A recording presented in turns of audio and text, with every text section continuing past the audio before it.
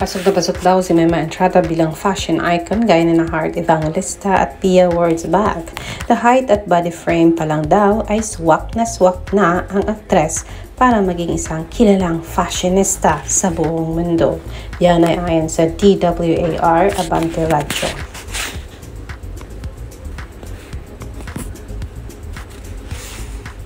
Talaga. Kaya lang, ang nakikita ko lang kay Maymay para sumakto bilang isang modelo katulad nila Pia Wurtzbach, Heart Evangelista, Michelle D, Max Collins, mga ganyan. Paano pakontur niya ng konti yung pisngi niya? Medyo nabilog ba siya? Bilog eh. Hindi bilog. Dapat yung parang hugis. So, ganyan ang model type? Wow. Mukhang suso. Hindi, alam mo naman, di ba dapat ay yung ganito? Siguro magagawa. Kaya payat na ni. Payat na siya. Pero yun yung mga mukhang madaling drawingan din. Pero hindi, nakita ko naman yung mga black na model, mga bilugan din naman eh. Pero depende siguro sa kung ano yung hinahanap ng isang agency, hinahanap ng isang brand para dun sa kailang modelo. Kung gugustuhin ni Maymay, baka pwede rin niyang i-penetrate katulad nila si Max ngayon, di ba? Sina Sofia Andres.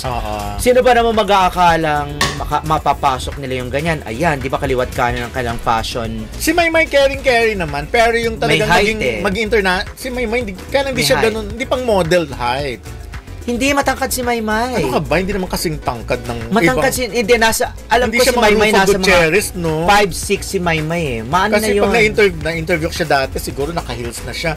Ganyan lang ang tingin ko sa kanya eh, pag nag-i-interview. Unlike sila, Rufa, ganyan beauty queen naman. Si Rufa talaga, nakaganyan talaga ako pag si Rufa naman 5'8" yata, yun 5'9". Kaya nga, 5'8" na 5'9". So, mga ganyan, mga pang pero kita mo naman si Heart hindi naman katangka. Ayun. Well, fashion icon naman ang pinag-uusapan. Carry naman, si Maymay kung meron lang mag-aalaga sa kanya. Hindi, kung isasakripisyo lang ni Maymay, yun nga, yung kanyang pag-aartista, hindi naman na siya nag-aartista at yung mga pag-promote niya ng album at mga ganyan. Kung gusto niya maging fashion influencer, pwede naman.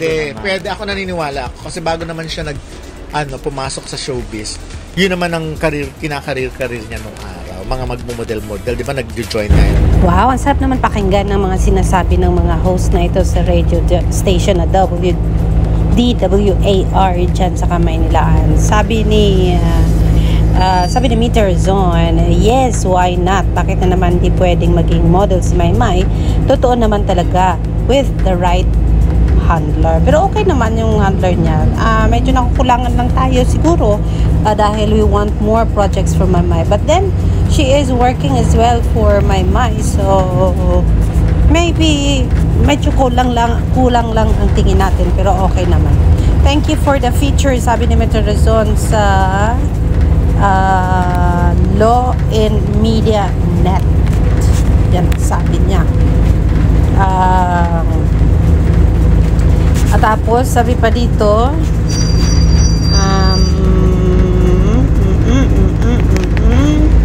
si Maymay po ay napunta po ng Davao. Kanina po ang flight nila, na-delay sila ng 10 minutes. At bakit natin nalaman? Kasi i-share din yan sa social media ng IG ni Mr. Jeremy G. Si Jeremy Glinoga po ang kasama ni Maymay, kasama si Jonathan Manalo. Diba? We are so happy na ayan, busy si Maymay. I think this one is for music kasi pag si Jeremy ang kasama, for sigurado yan, at Jonathan Manalo, ay music gig po ang lakad ni Maymay at saka ni Jeremy. O diba? Masaya tayo. So sabi ng iba, saan ba ang punta ni Maymay? Sabi naman ni Accept the Reality, sa Davao po sis. Kasi nag-i-English po si Maymay, guys, sabi ni Jeremy. Bakit ka nag-i-English? Kasi pupunta daw siya sa Davao at mapasabak ko naman daw po siya sa English. Bakit daw English? Kasi sa Davao, sabi ni Accept the Reality, nandoon din si Gregory, yung English composer ni Maymay Entrada. Wow! Sabi ni Mr. Rizon, hoping na may mag-mentor sa kanya para magtuloy-tuloy ang pagiging international model niya. O, diba? So, halo-halong message na po ito for Maymay Entrata. More people are happy na natuntong si Maymay sa international stage, international scene, international runway, and nakapagsalamuhan ng mga Briton, American, Australian, Canadian, because it is helping more sa English na Maymay, sa diction at saka sa grammar, diba? And the more lalaki ang mundo ni Maymay sa mundo ng musika po, mga kaibigan. Sabi ni Bida Contrabida, ang cute mo, Maymay. Kaloka si Maymay. Natawa ako sa English war. Ingat, Maymay, mapasabak sa English yan. Kaya ang sabi niya, English war, diba? So, salamat ng marami, Jeremy Glinoga, sa pag-share ng whereabouts ninyo ni Marydel Maymay Entrata. Mga Englisher pala ang kasama niya. Yun ang sabi ni Mita Rizon. Ayan. Tapos na curious siya, bago ba ito? I think this is bago kasi ito din po ang latest update or latest post ni Jeremy Glinoga sa kanyang Instagram, mga kaibigan. Ang sabi dito ni Maan, okay lang yan, baby girl, Maymay Entrata. Ang galing-galing mo na nga mag-English. Proud kami sa'yo.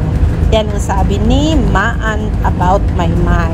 Sabi naman ni Tita Lucy Hugot, shout out Tita Lucy Hugot and Arsinia Alcantara. RC, how are you in Manila? For sure, isa ka na naman doon sa kasama ni Mrs. Alright or Vanessa or Helen de Guzman na nagpadala ng mga bulaklak at cake for Maymay Entrata nung Sunday. Papahuli ba naman si Nanay Arce, di ba? Tita Lucy Hugot says, ha, kaloka ka talaga, my loves. Sasabak na naman daw siya sa English war. Ayun. Walang ano yan. Walang aray. Si Maymay naman kasi willing to learn, and then pag hindi siya sigurado, nagtatanong naman siya kaya okay lang yan, Maymay. That is so alright. Sabi ni Accept the Reality, I share this who don't know sa mga foreigner appreciation daw sa beauty ni Maymay Entrata.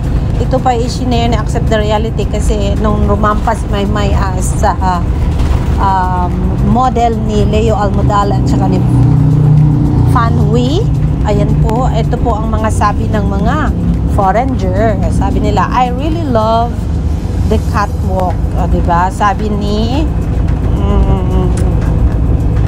Chavez ba yan? Tapos sabi naman ng isa, what a wonderful dress. Sabi naman ng isa, an incredible catwalk without a doubt. Sabi ng isa naman, that dress is impressive. And this model is beautiful. Thank you. Beautiful talaga siya. The dress and model are perfect. Diba? Iilan yan sa mga comment ng mga foreigner na nakanood ng catwalk ni Maymay sa runway ng Paris, France runway. So, yes, congratulations, Maymay. Ayan. Sabi naman ni Light Tapel, mahirap talaga mapasabak sa English war. Pero alam niyo what? Ang English naman kasi natututunan. The more you talk to people, lalo na sa mga Briton talaga, yung hindi yung Pilipino na mag-English. The more you talk to Briton, to British people, American people, and all those people who are so fluent in English, the more the chances na mas mabilis kang matuto at hindi ka na conscious about your grammar and your diction, diba? Ganon, mabilis lang po. Pagkausap po palagi ay Briton, American, at any other race na talagang English is their first language. So yes, good luck, Maymay. For sure, slay ang gagawin mo dyan at ininail mo yan. This is Alexander Lexter Jules. Magandang hapon po.